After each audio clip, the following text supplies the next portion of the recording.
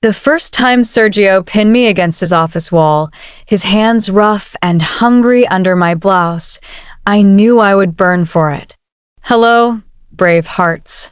I am Anita, and if this is your first time here, welcome. To those who have walked this path with me, your courage humbles me.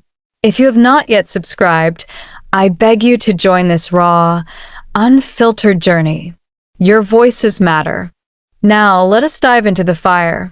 Alan and I had not touched in months.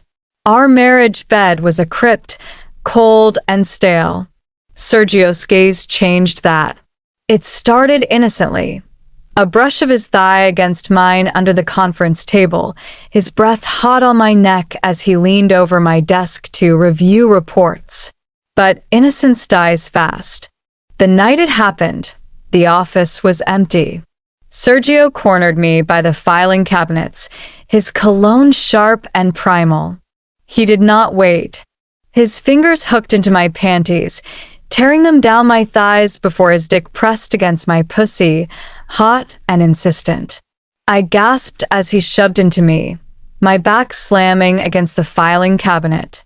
My blouse ripped open, my boobs spilling free as his mouth clamped onto a nipple, biting until I whimpered.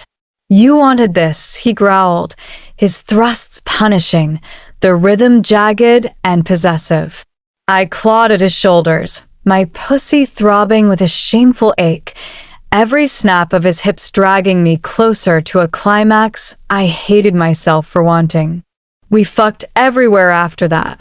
In his office, his dick ramming into my pussy from behind while I choked back moans, my boobs pressed against his desk. In hotel elevators, his hand shoved under my skirt, fingers working my pussy until I came against his palm. Once, in his car, he forced my head into his lap, his dick thrusting into my throat before flipping me onto all fours, my pussy dripping as he took me raw in the back seat. He loved marking my boobs with bruises, his teeth sinking into soft flesh as he hissed, mine. I told myself it was control. It was collapse. Then the nausea. The test. 2 lines screaming a truth I could not outrun. Guilt is a silent predator. It gnawed at my bones as I stared at the pregnancy test, its verdict glowing beneath the bathroom's sterile light. Sergio's child grew inside me, a secret that threatened to unravel the fragile threads of my double life. I flushed the test, scrubbed my hands raw, and told myself I could control this. Lies, it turned out, were easier to swallow when I believed them. Work became a minefield. Sergio's charm curdled into possession.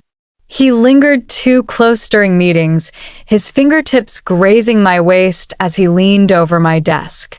We should discuss this privately, he would murmur, eyes dark with intent. I made excuses, headaches, deadlines, sudden bouts of faithfulness, but his patience frayed. One evening, as the office emptied, he cornered me near the elevator. You are mine, he said, voice low and final. It was not a declaration. It was a warning.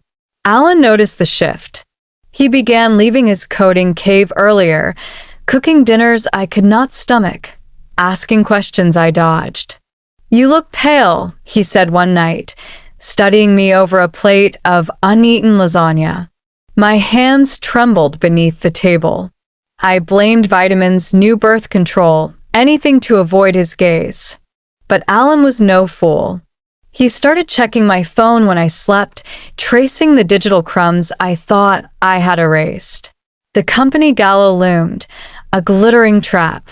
Sergio insisted I attend as his partner, his smirk sharp enough to draw blood. That night, I wore a black dress that clung too tightly, my waistline still flat, but my mind screaming with dread. Sergio's hand never left the small of my back as we mingled, his touch branding me in front of colleagues who whispered behind champagne flutes. Then, across the room, Alan stood in the doorway. He wore the navy suit I had bought him for our anniversary, his face a mask of quiet fury. My breath stalled. Sergio followed my gaze, his grip tightening. "Handle it," he hissed before melting into the crowd. Alan approached, his voice steady but cold. "You told me you were working late." I could not speak.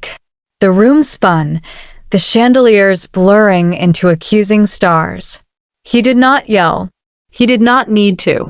When he turned and walked out, I knew I had lost him long before that night. The anonymous text came an hour later. "I know what you did." The anonymous text was a grenade.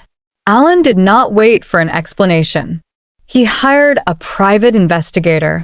Within hours, he had photographs, hotel receipts, and a timeline of my deceit laid out like a prosecutor's evidence.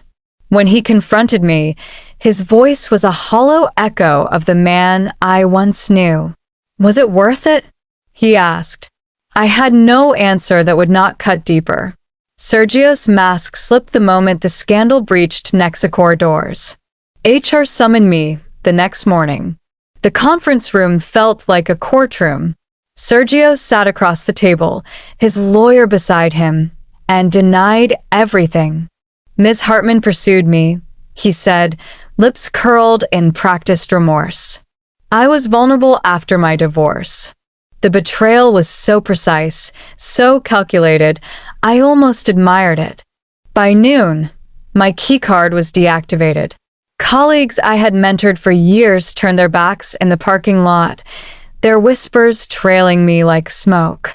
My desk was boxed up by security, a lifetime of ambition reduced to a cardboard coffin. Alan filed for divorce that afternoon.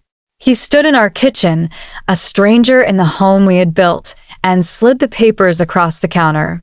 "I want it gone by Friday," he said. He did not mention the pregnancy. I wondered if he knew. I drove to Sergio's penthouse, desperation clawing my throat. He answered the door shirtless, a cocktail in hand, his smirk venomous. "You should have been more careful," he said. When I told him about the baby, he laughed. "You think I would risk my career for your mistake?"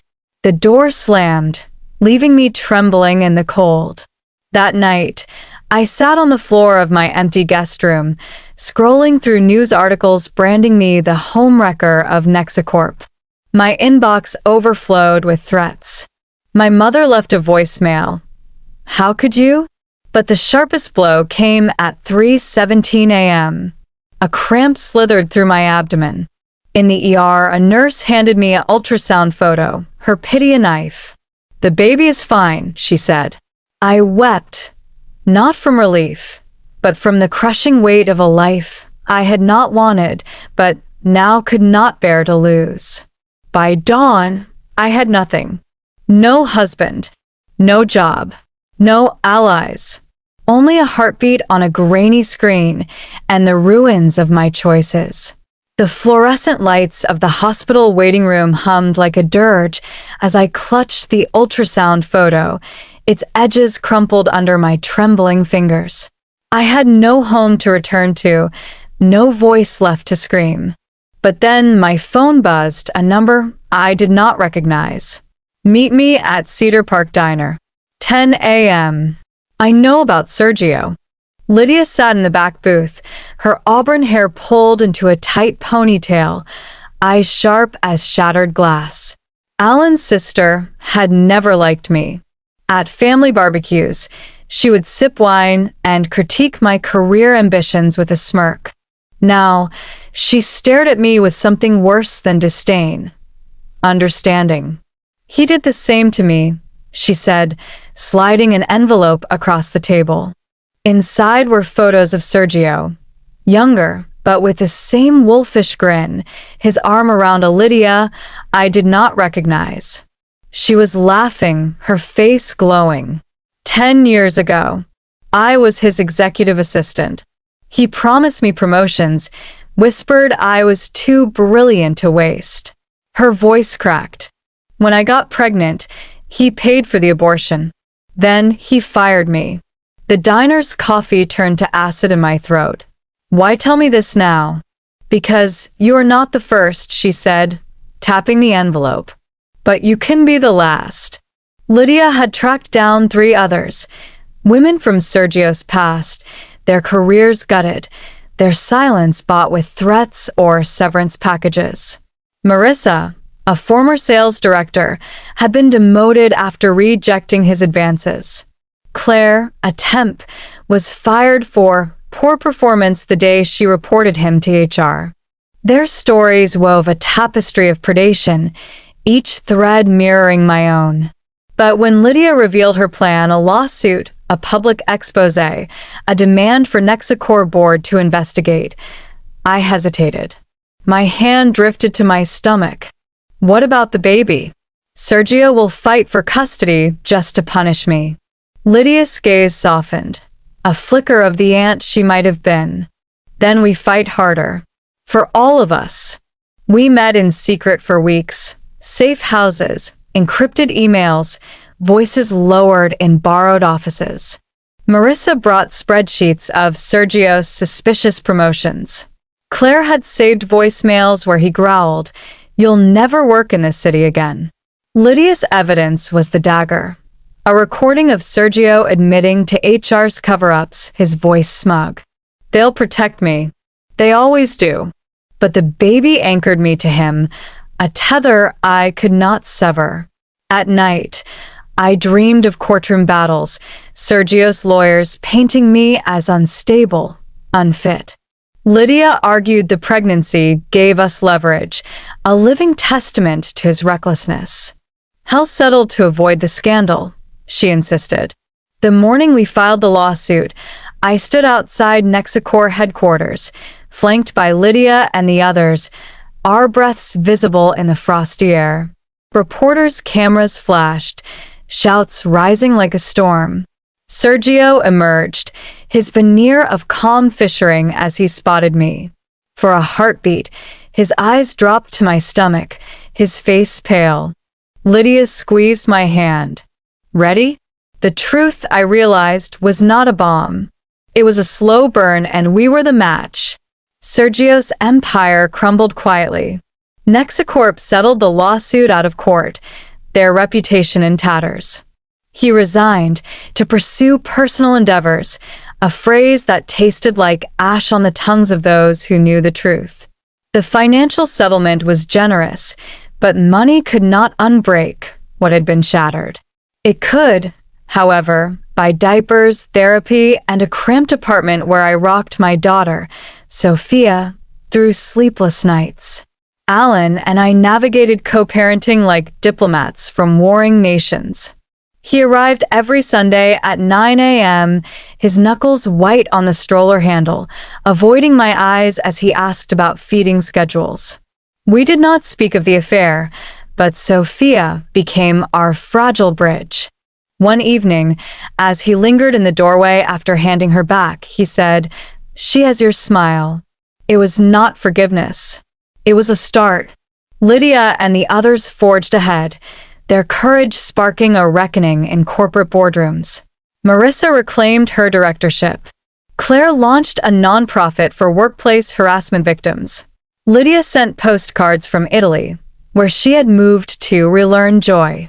They were my lifelines, though guilt lingered, a shadow I carried even as Sophia's laughter filled my mornings. Sergio fought for custody, not out of love, but spite. His lawyers painted me as unstable, citing the affair as proof of recklessness. But the judge took one look at Sophia, her tiny fist gripping my finger, and dismissed his claims. He appealed. I stopped checking the mail. The nightmares still came. Sergio's laugh in crowded rooms, Alan's broken gaze, the cold ultrasound table. But there were moments, too, that glowed. Sophia's first steps, a promotion at the nonprofit where I now worked, the day Alan texted, she said, "Dada." I learned redemption is not an explosion.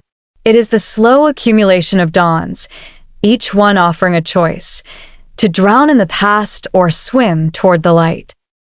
To my beautiful community, if this journey moved you, please let me know in the comments. Your thoughts breathe life into this channel. Share this story with someone who needs to hear it, smash that like button, and if you have not yet subscribed, join our family today. Your support fuels these stories, and I cannot wait to embark on the next one with you by my side. Until then, remember, even in the ashes, there is light. With gratitude and hope, Anita.